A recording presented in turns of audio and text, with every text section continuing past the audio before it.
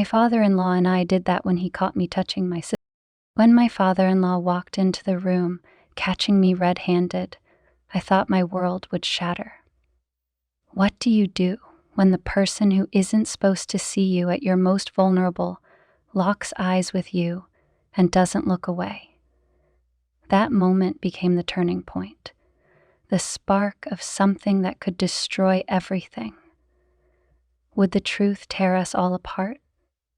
Or was it a secret we could carry in silence forever? Before we dive into this gripping story, make sure to subscribe for more scandalous and emotional tales like this one. I'd love to hear from you. Let me know where you're watching from in the comments. When I heard the door creak open behind me, my heart froze mid-beat. The sound was quiet, almost hesitant, but unmistakable in the stillness of the room. I turned sharply, my breath catching as my father-in-law, James, stood framed in the doorway, his expression unreadable. His piercing blue eyes flickered between me and my outstretched hand, resting precariously on the edge of the ornate mahogany desk in his study. "Amelia," he said, his deep voice cutting through the silence. "What are you doing?" Cut. I tried to gather my composure, but the heat creeping up my neck betrayed me. My fingers instinctively drew back from the polished surface of the desk, but it was too late. His gaze lingered on me, his brows furrowing ever so slightly, a mixture of curiosity and something I couldn't place etched into his face. I was just... My voice faltered as I scrambled for an explanation, my mind racing with excuses that all felt painfully inadequate. He stepped closer, his shoes silent against the plush carpet, the room suddenly feeling much smaller. The air was thick, charged with something I didn't want to name. My heart thudded loudly in my chest, each beat echoing in my ears as he closed the distance between us. "This desk," I stammered, forcing my voice to steady. I was admiring the craftsmanship. "It's beautiful. Really." A faint smile played on his lips, but his eyes didn't waver. "It is," he said, his tone calm, almost measured. "It belonged to my father. Every mark on it tells a story."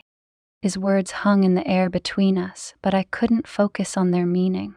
My thoughts were a jumbled mess, consumed by the proximity of his presence and the undeniable tension crackling between us.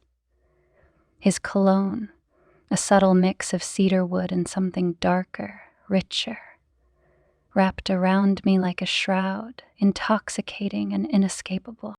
"Is that why you were touching it?" he asked, his voice quieter now, almost conspiratorial. I nodded, but my breath hitched as his hand reached out, brushing lightly against mine as he ran his fingers over the desk's surface. The touch was fleeting, but it ignited something within me, something I couldn't ignore, no matter how much I wanted to. My stomach twisted in a knot of fear, and something far more dangerous. "You know," he said, his tone soft yet commanding, "if you're curious about something, Amelia, you can always ask me." I swallowed hard, unable to tear my gaze away from him. His eyes searched mine, and for a fleeting moment I thought I saw something, an unspoken understanding, a shared secret that neither of us dared to voice. Before I could respond, the sound of a door slamming elsewhere in the house shattered the moment, pulling us both back to reality. He straightened, his expression hardening once more. "Think carefully, Amelia," he murmured, his voice barely audible, and then he was gone, leaving me alone with the pounding of my heart and the weight of what had just passed between us.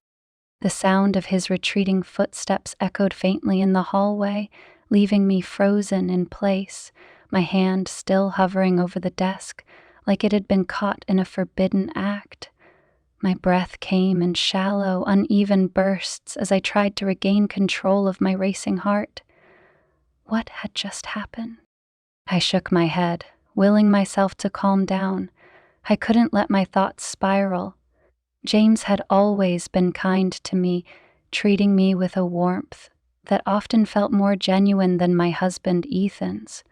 It wasn't unusual for us to share a laugh or exchange a knowing look during family dinners. He had a way of making everyone feel seen, understood.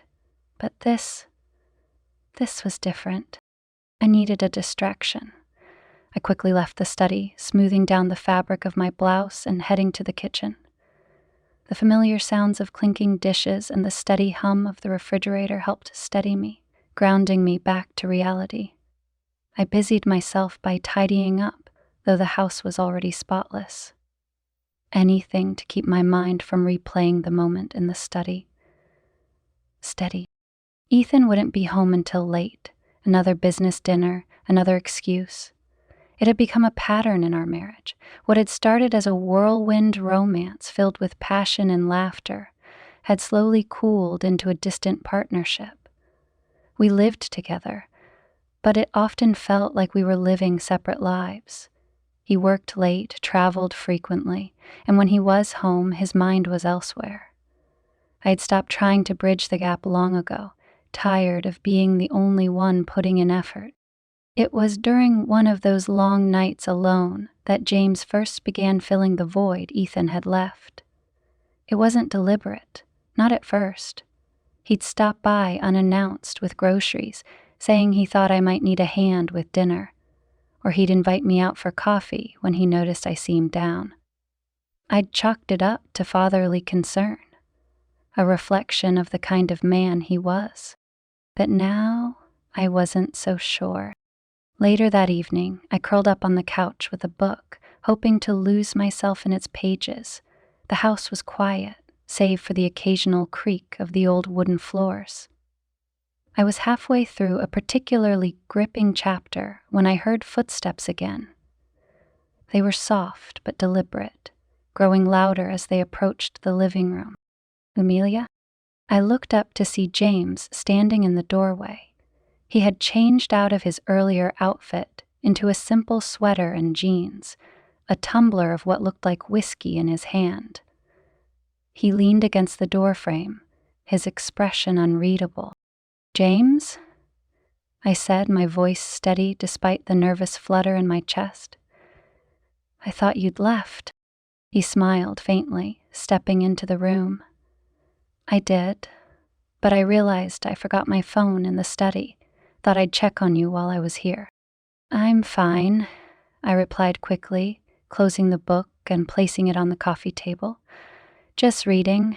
He nodded, taking a slow sip of his drink. "You seemed distracted earlier." I hesitated, unsure how to respond. The air between us felt heavy again, like it had in the study. I could feel his eyes on me, studying me in a way that made my skin prickle. "I guess I have a lot on my mind," I said finally, avoiding his gaze. "Anything you want to talk about?" The question hung in the air, inviting but dangerous. I shook my head, forcing a smile. "No, nothing important." He moved closer, sitting down in the armchair across from me. "You know," he began, his tone soft but insistent, "I've always admired how strong you are.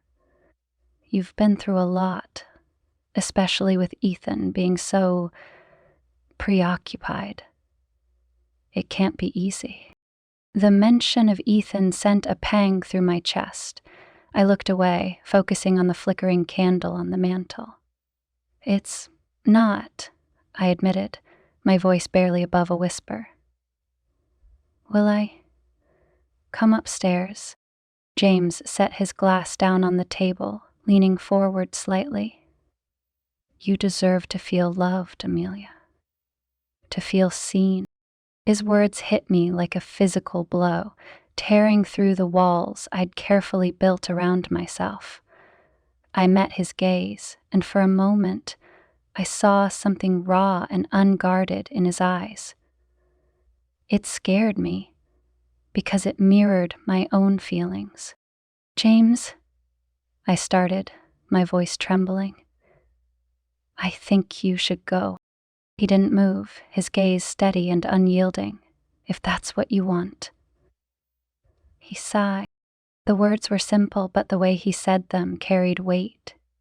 He was giving me an out, a chance to put distance between us. But he was also leaving the choice in my hands. I nodded, my throat tight. It is. He stood slowly, retrieving his glass. Good night, Amelia. Good night, I whispered, watching as he walked away. I sat there long after he left, my mind a whirlwind of emotions. I knew I should feel relief, but all I felt was a hollow ache in my chest. The next morning I woke early, determined to put the previous night behind me.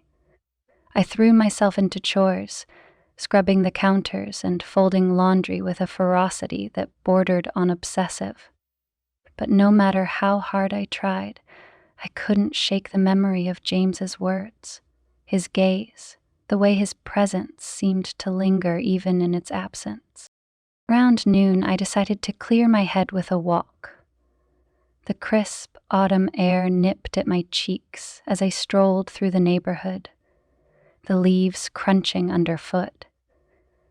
I wandered aimlessly, hoping the rhythm of my steps would soothe my restless mind. I was halfway down the block when I spotted James's car parked in the driveway of his house. Without thinking, my feet carried me toward it. I told myself I just needed closure, a chance to make things right, to set boundaries. But deep down, I wasn't sure what I was hoping to find. He answered the door after a single knock, his expression a mix of surprise and something I couldn't quite place.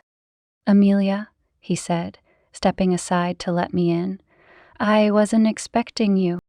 I know, I replied, my voice firmer than I felt. I wanted to talk. He nodded, leading me into the living room. The space was warm and inviting, filled with the faint scent of cedar wood and the soft glow of sunlight streaming through the windows. I sat on the edge of the couch, my hands clasped tightly in my lap. I'm sorry for last night, I began, the words tumbling out in a rush. I didn't mean to make things awkward. I've been feeling so lost lately, and I guess I let my emotions get the better of me. James sat across from me, his gaze steady. You don't have to apologize, Amelia. You're human. We all are. His words were meant to comfort, but they only deepened the ache in my chest. I looked down at my hands, my throat tightening with unshed tears. Amelia, he said softly, his voice drawing my gaze back to him. You're not alone. Whatever you're feeling, whatever you're going through, you can tell me. I wanted to believe him, to let myself fall into the safety of his words. But I knew that if I did, there would be no turning back. The stillness of James's living room felt stifling, every tick of the grandfather clock echoing like a thunderclap in my ears. His words hung in the air, an open invitation to lay bare the things I had locked deep inside myself. Yet, even as I longed to confide in him, the weight of my guilt kept me rooted in place. I don't even know where to start, I admitted, my voice barely above a whisper. My fingers toyed nervously with the edge of my sweater, the silence between us growing heavier by the second. James leaned forward, resting his elbows on his knees, his piercing blue eyes locked onto mine. Start wherever you feel comfortable. I'm here to listen. The sincerity in his tone tugged at something fragile within me. I had spent so long bottling everything up, my loneliness, my resentment, my longing for something more, that the idea of being truly seen felt almost foreign. But James wasn't looking away, wasn't rushing me to speak. He was waiting, patiently, as if he had all the time in the world. It's Ethan, I began hesitantly, my words faltering. I mean, it's us. Our marriage, it's not what it used to be. James nodded, encouraging me to continue without interrupting. He's gone so much, I went on, my voice gaining strength as the floodgates began to open. Work always comes first. I feel like I'm not even a priority anymore. I've tried to talk to him about it, but he just brushes me off, says he's doing all of this for us. But what's the point if we're not even us anymore? I hadn't meant to spill so much, but once I started, I couldn't stop. The words poured out of me in a torrent, each one chipping away at the dam I'd built to contain my feelings. James's expression softened, his gaze filled with a mix of understanding and sympathy. "That's not fair to you," he said gently. "You deserve more than that. You deserve to feel valued, to feel loved." The vulnerability in his voice caught me off guard. He wasn't just offering empty platitudes. He was speaking from a place of genuine emotion, as if he understood all too well what it felt like to be taken for granted. I looked away, unable to meet his gaze. "Sometimes I wonder if it's me," I admitted, my voice trembling. "If I'm not enough for him anymore." "Amelia," his voice was firm, cutting through my self-doubt like a blade. "Don't ever think that. This isn't about you. This is about him and his choices. You're more than enough." The conviction in his words sent a shiver down my spine. I felt his hand cover mine, warm and steady, grounding me in a way I hadn't felt in years. My heart raced as I glanced down at our hands, the sight of his fingers lightly brushing against mine, sending a jolt of electricity through my body. "I don't know what to do anymore," I confessed, my voice barely audible. "I feel so lost." James's grip on my hand tightened ever so slightly. "You're not lost, Amelia. You're just searching. And that's okay.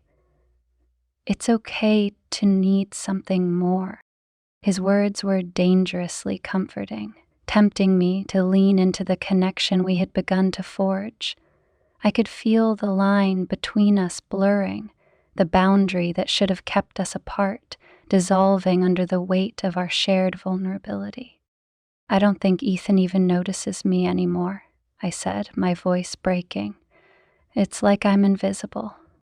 "You're not invisible to me," James said softly, his gaze intense.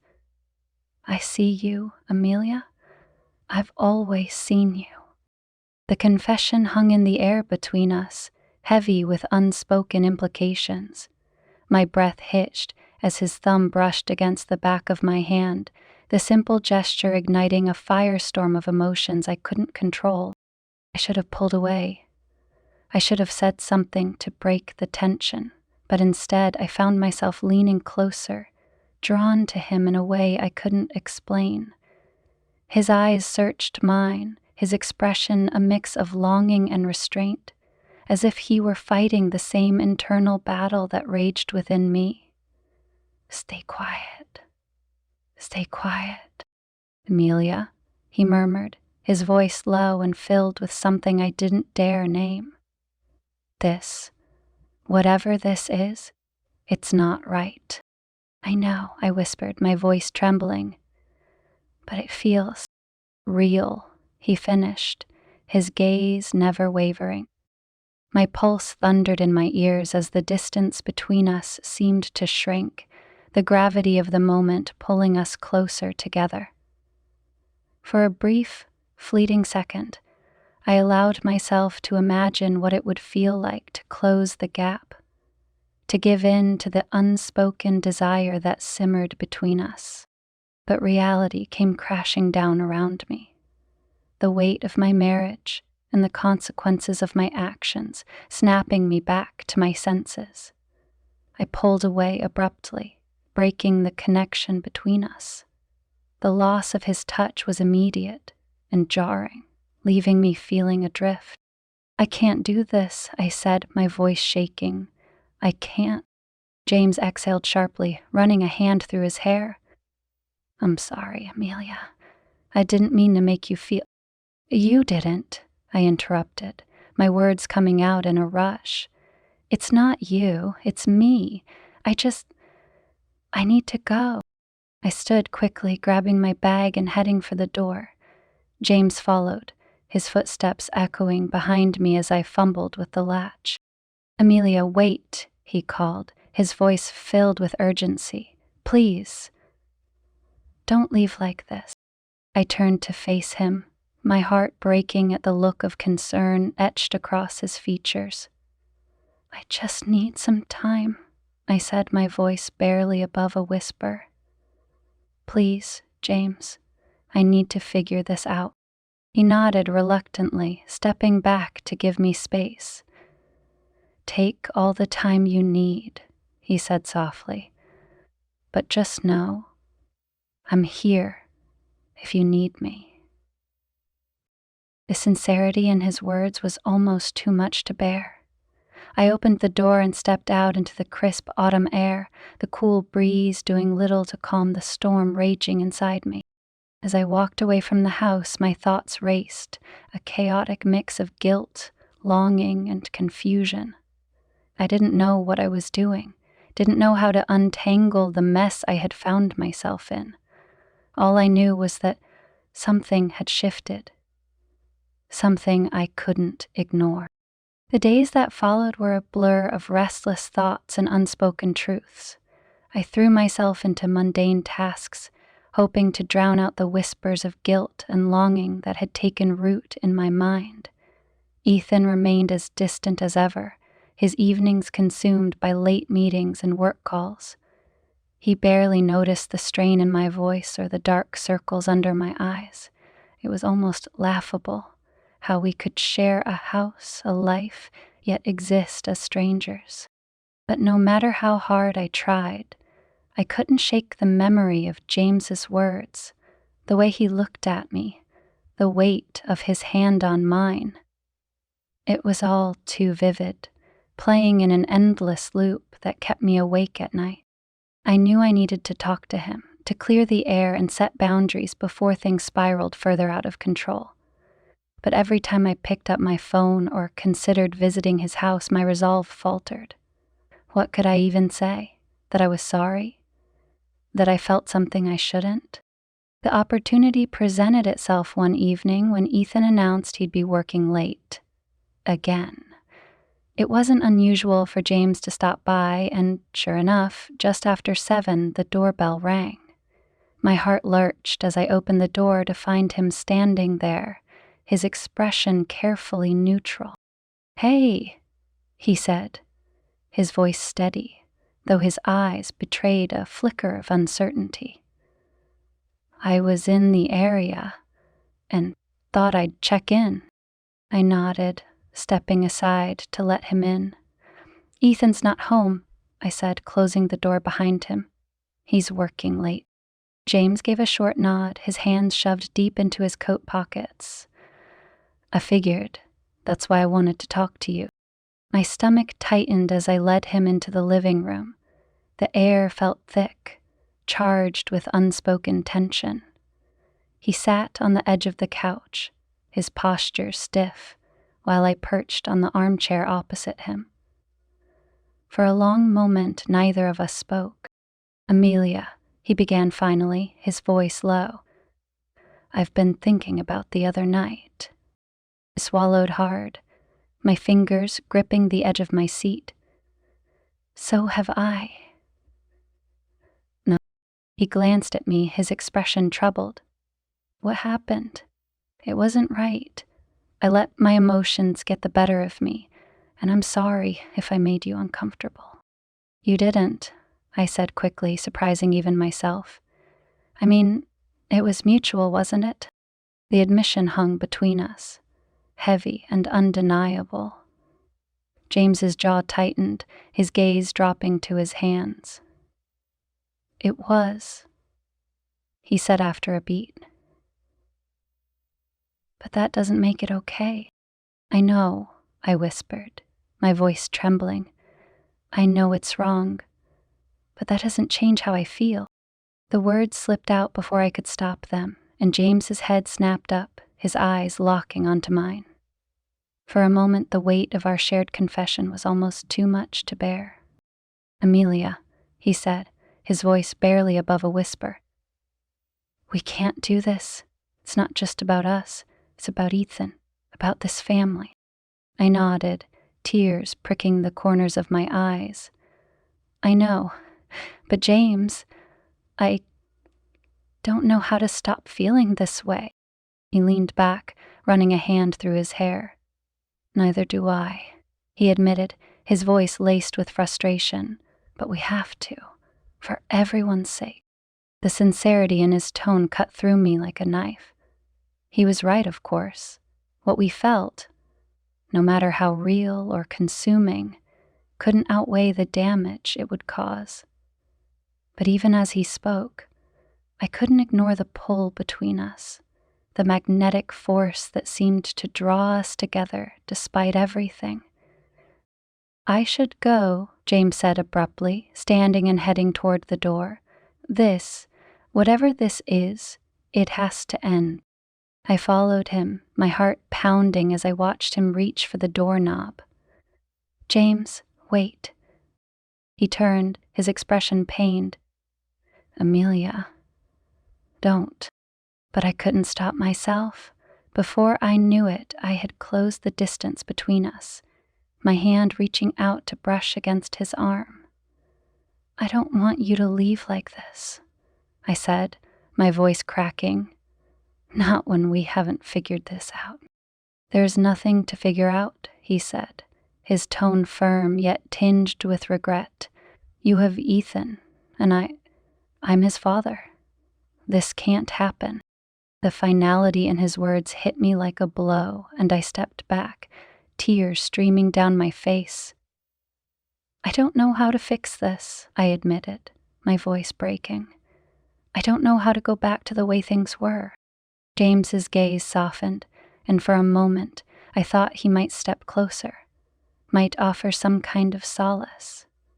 But instead, he reached for the door, pulling it open with a quiet resolve. You'll figure it out, Amelia, he said softly. You're stronger than you think. And then he was gone, leaving me standing in the doorway, the cool night air brushing against my skin. I closed the door slowly, leaning against it as the weight of the moment crashed down around me. I had wanted closure, but all I felt was a deep, aching void. That night, I lay awake, staring at the ceiling, as James's words replayed in my mind. He was right. This had to end, but knowing that didn't make it any easier. I didn't know how to move forward, how to face Ethan with the knowledge of what I had felt, what I had almost done. The next morning, Ethan came home earlier than expected, his mood unusually light. He kissed my cheek as he passed, barely noticing the turmoil etched across my face. It was almost cruel. How oblivious he was to the storm raging inside me. I thought about telling him, about laying everything out in the open. But the thought of his reaction, of the hurt and betrayal in his eyes, stopped me. I wasn't ready to face the fallout, not yet. As I went about my day, a nagging question lingered in the back of my mind. Could I let this go? Could I truly put James behind me and salvage what was left of my marriage? Once I became married, everything left needed to be removed because deeply I knew it was true. Or was it already too late? The days that followed were heavy with silence, both inside the house and within my own heart. James hadn't reached out since that night, and I hadn't dared to. The weight of our unspoken feelings pressed down on me, but I clung to his final words, his insistence that we couldn't do this. It was a lifeline I didn't know I needed, a reminder of the consequences that loomed if we crossed the line we had been towing so dangerously. Ethan, oblivious to the chaos brewing beneath the surface, carried on as if nothing had changed. He'd return late from work, sharing the barest details of his day before retreating to his office or falling asleep on the couch. His detachment used to anger me, but now it only filled me with guilt. How could I blame him for the distance between us when I had allowed my heart to wander into such forbidden territory? I knew I couldn't keep living like this. Something had to give, even if it meant tearing apart the carefully constructed facade of my marriage. It was a rainy Saturday afternoon when I finally found the courage to confront Ethan. The sound of raindrops tapping against the windows filled the kitchen as I stood at the counter, watching him sip his coffee and scroll through his phone. He was so at ease, so unaware of the storm that was about to hit. "Ethan," I said, my voice firmer than I expected, "we need to talk." He looked up, his brow furrowing slightly. "What's wrong?" I took a deep breath, my hands gripping the edge of the counter for support. "I don't think we're okay." The confusion in his expression deepened. "What do you mean?" "I mean, us," I said, struggling to find the right words. "I feel like we've been drifting apart for a long time, and I don't know how to fix it." He set his coffee down, his phone forgotten as he leaned back in his chair. "Amelia, where is this coming from? Did something happen?" "Nothing happened," I lied, the truth pressing painfully against my chest. "But it's been building for a while, hasn't it? You're always at work, always busy, and I feel like I'm just here, like I'm invisible." Ethan sighed, running a hand through his hair. "I didn't realize you felt that way." "How could you not?" I shot back, my voice rising despite my efforts to stay calm. "You're never here, Ethan, and when you are, it's like your mind is somewhere else. I'm doing this for us," he said, his tone defensive. "For our future." "And what about our present?" I countered, my voice cracking. "What's the point of a future together if we don't even have a present worth holding on to?" The silence that followed was deafening. Ethan stared at me, his jaw tight, as if he were searching for the right response, but coming up empty. "I don't know what you want me to say," he admitted finally. "I'm doing the best I can." "That's just it," I said, my voice softening. "It feels like your best is for everyone else, your job, your colleagues, not for me, not for us." Ethan looked away, his gaze fixed on the rain-streaked window. For a moment, I thought I saw a flicker of regret in his eyes, but it was gone before I could be sure. "I'll try harder," he said after a long pause. "I'll make more time for us, I promise." I wanted to believe him, to cling to the hope that his words offered, but the damage between us felt insurmountable, a canyon too wide to bridge. "Okay," I said, though the word felt hollow. "I'll hold you to that." Ethan nodded, his expression unreadable, before picking up his phone and retreating to his office. I stood alone in the kitchen, the sound of the rain masking the quiet ache in my chest. Later that evening, I found myself driving aimlessly through the city, the windshield wipers beating a steady rhythm as the rain continued to fall. My mind was a whirlwind of emotions: guilt, frustration, longing, all tangled together in a knot I couldn't unravel. Without thinking, I ended up in front of James's house. The lights were on, a faint glow spilling out onto the rain-soaked driveway. My hands gripped the steering wheel tightly as I debated whether to go inside. Part of me knew I shouldn't, that I had no business being here, but another part, the part that still yearned for the comfort and understanding James had offered, couldn't resist. Before I could talk myself out of it, I stepped out of the car and made my way to the door. The rain soaked through my jacket, but I barely noticed, my heart pounding in my chest as I knocked softly. James opened the door a moment later, his expression shifting from surprise to concern as he took in my disheveled appearance. "Amelia," he said, stepping aside to let me in. "What are you doing here?" "I don't know," I admitted, my voice trembling. I didn't know where else to go." He nodded, closing the door behind me. "Come in, you're soaked." He led me into the living room, handing me a towel and a mug of tea. The warmth of the drink and the crackle of the fireplace eased some of the tension in my chest, but the storm inside me still raged. "I talked to Ethan today," I said finally, my voice barely above a whisper. I told him how I've been feeling. James watched me carefully, his expression unreadable. "And how did he take it?" "He said he'd try harder," I replied, the words tasting bitter on my tongue. "But I don't know if it's enough. I don't even know if I want it to be." The admission hung in the air, raw and unfiltered. James's gaze softened, and for a moment I thought he might reach out to comfort me. But he stayed where he was, his hands resting on his knees. "Amelia," he said gently, "you need to figure out what you want, not for Ethan or for me, but for yourself.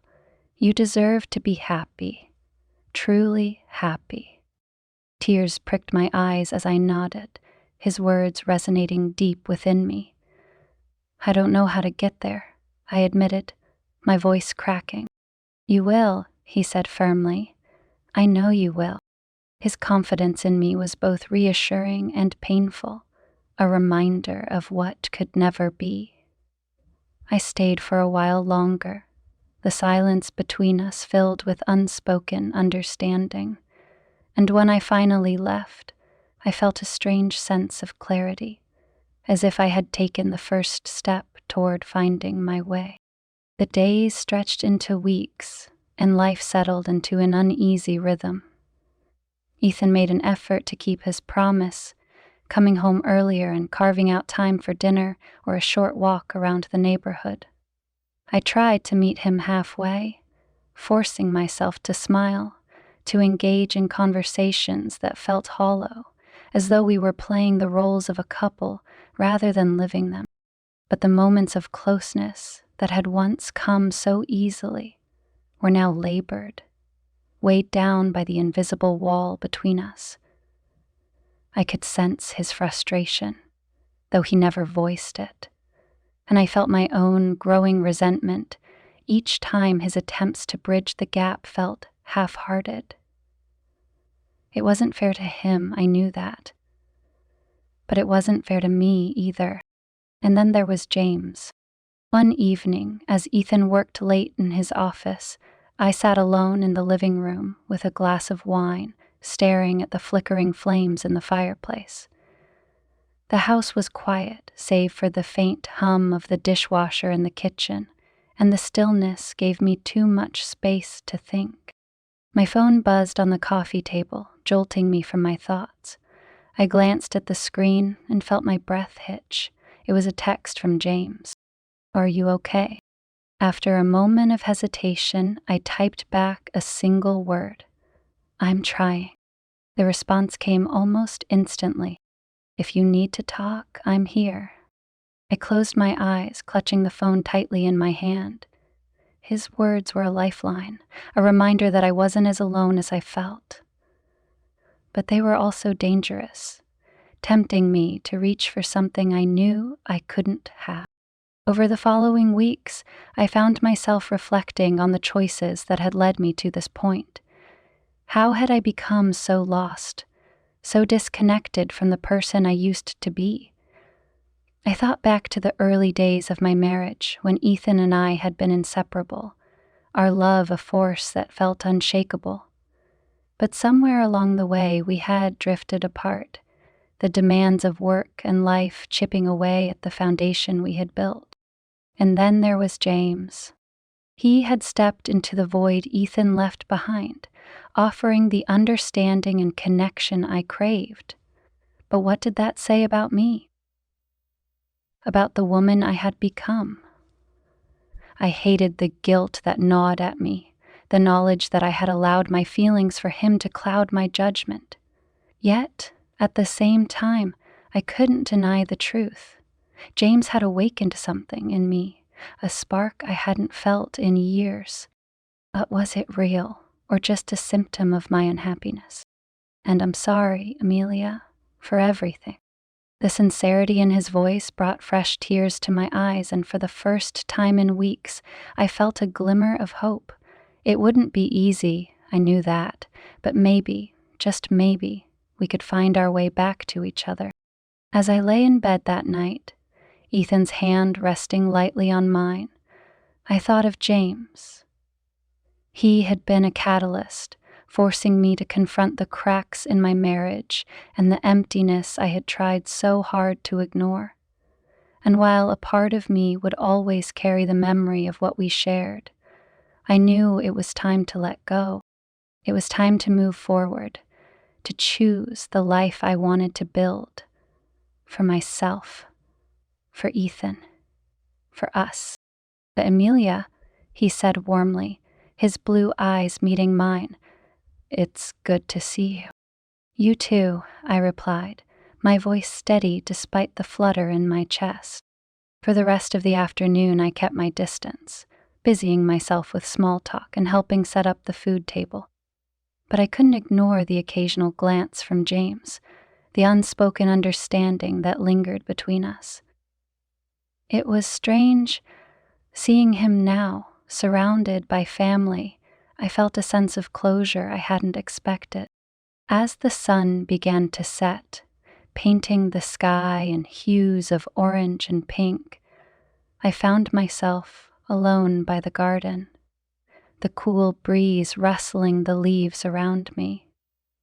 I heard footsteps behind me and turned to see James approaching, his expression thoughtful. "Mind if I join you?" he asked. I shook my head and he stepped closer, his hands tucked into his pockets. "It's good to see you and Ethan here, hey?" he said after a moment. "It's been a while." I nodded, my gaze fixed on the horizon. "We're trying," I said simply. James was silent for a moment, then spoke softly. "I'm glad. You both deserve happiness." His words carried no trace of regret, only sincerity. I turned to look at him, searching his face for any lingering tension, but there was none. He seemed at peace, and for the first time, so did I. "Thank you," I said, my voice barely above a whisper. "For everything." He smiled faintly, his eyes warm but guarded. "You don't have to thank me, Amelia. Just take care of yourself, and take care of him." "I will," I promised. And with that, he walked away, leaving me alone in the fading light. I watched him go, the weight in my chest lifting with each step he took. It wasn't sadness I felt. It was release, a quiet acceptance of what had been and what could never be. As Ethan and I drove home that evening, his hand resting on mine, I felt a renewed sense of clarity. The road ahead wouldn't be easy, but it was one I was finally ready to face. Not for anyone else, but for myself. Because in the end, the most important love story wasn't about James or Ethan. It was about me, finding my voice, my strength, and my way back to the person I wanted to be. And that was a journey worth taking.